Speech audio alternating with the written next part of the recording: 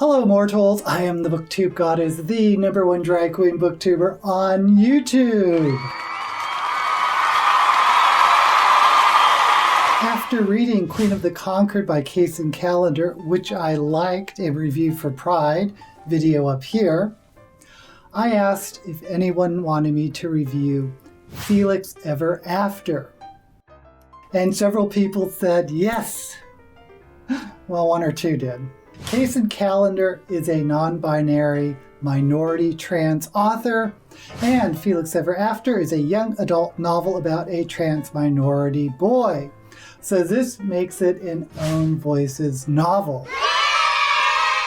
While I don't believe that Own Voices is a requirement to tell stories about minorities, it does give it more gravitas and authenticity as the author is drawing upon their own experience. Now, because of the climate we live in my head at least, I almost felt compelled that I had to like this novel. Because, of course, I want to support minority trans authors and stories about minority trans characters. But I also want to give an honest review. In the end, Felix Ever After was a mixed bag for me.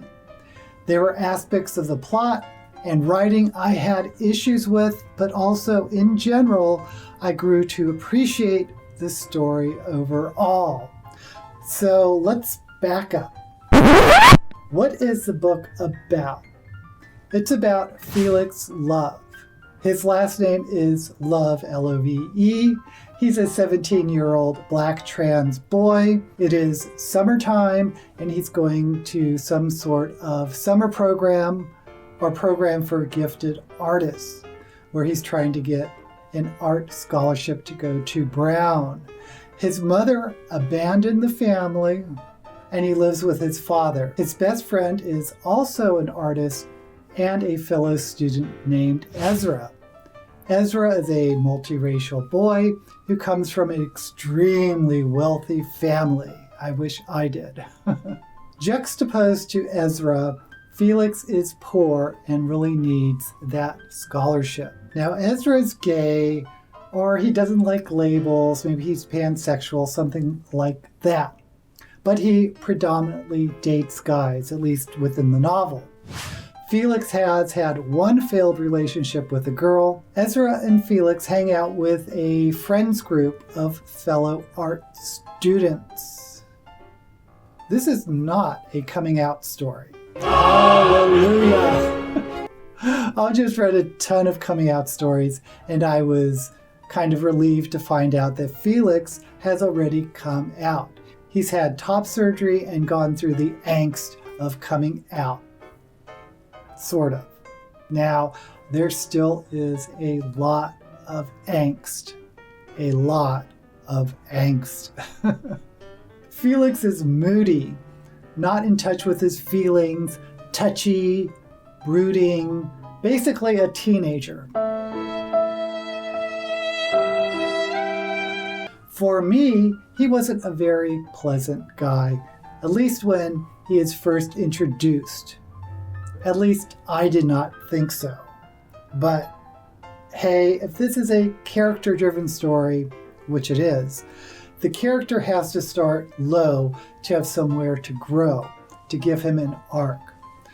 But I'll come back to that. The main complication arises when someone anonymously, but very publicly, dead names Felix, which means he reveals Felix's birth name, and worse, reveals photos of Felix before he transitioned, which is one of the worst things you can do to a trans person without their permission. So Felix is publicly humiliated and demeaned and wants revenge. Though it's hard to focus his revenge on anyone because he does not know who did this to him. So there's a mystery of finding out who Felix's tormentor is. The other plot line is Felix searching for love. Aww. Or just trying to figure out what he wants romantically and getting over an inferiority complex and self-sabotage behavior that prevents him from exploring intimate relationships. Now, this has an effect on his friends group, and most especially with Ezra, his best friend. Now, the second plot, Felix searching for love and trying to find himself, is actually the main plot. And at various points in the story, you kind of forget there's another plot going on. The minor plot of Felix needing to get a scholarship also sort of hovers around the periphery. But anyway, this is not a plot-driven story. This is a character-driven story. So Felix is hard to like, at least for me, especially at the beginning. One big hump I had to get over was Felix catfishing another boy who he suspects is his tormentor, who dead-named him and put up his pre-transitioned photos. Now, a year ago, I probably would have felt a little different, but those of you who watch Drag Race, there was an enormous catfishing scandal.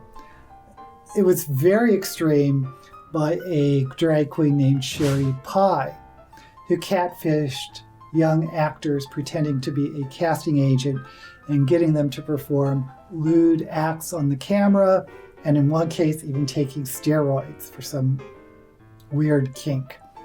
So, yeah, I had a pretty severe reaction to Felix catfishing, and there weren't really any major negative consequences. What I did find interesting was Felix's journey in discovering himself, what it's like to be trans, the doubts, the insecurities, his relationship with his accepting father, who was trying to understand him, his relationship with Ezra, which took some very rocky turns, his yearning and anger over his mother abandoning the family, and how his art suffers from his own angst. For me, the character arc did work. Felix did seem to grow up, and I ended up liking him more by the end than I did at the beginning. I also learned a new word, demi-boy, which is a trans person who sometimes, but not always, identifies as a boy.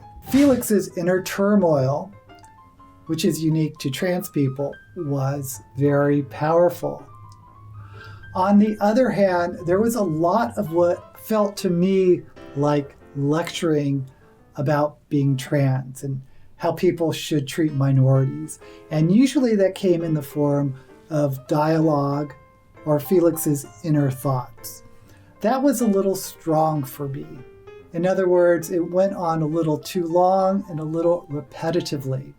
I can't help but contrast this with Aristotle and Dante Discover the Secrets of the Universe, which I recently read, and it was about the relationship between two boys coming to terms with their sexuality. In that book, I never felt like I was being led on how I should think, and it's a type of telling, not showing, that you sometimes find in books that are trying really hard to make a point or to present a point of view. The author had what I can only say is a writing quirk, where they use the term rolling the eyes an awful lot. Everyone in this novel rolls their eyes multiple times throughout the story. It wasn't terrible, just happened enough for me to think, here goes another eye roll.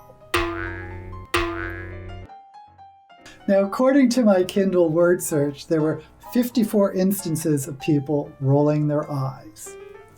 All that said, I am going to give this book my blessing. However, I think you should only pick up this book if, one, you are a trans person or are questioning yourself, as it gives a very personal and meaningful insight into someone who might be thinking like you, that you are not alone. And that alone makes this an important book. Second, if you just want to educate yourself on the internal struggles a young trans person of color may experience, you could find this, like me, an enlightening read. But if you are only reading for the plot or the story, such as it is, you may be disappointed. And that makes me question how this book is going to age when sometime way down the road, trans people are more accepted and assimilated into society. Not that that would be a bad thing. I'll have an affiliate link in the description below. Please like and subscribe to my channel, or if you don't, that's okay too. As always, until we meet again, may all the books you read be blessed.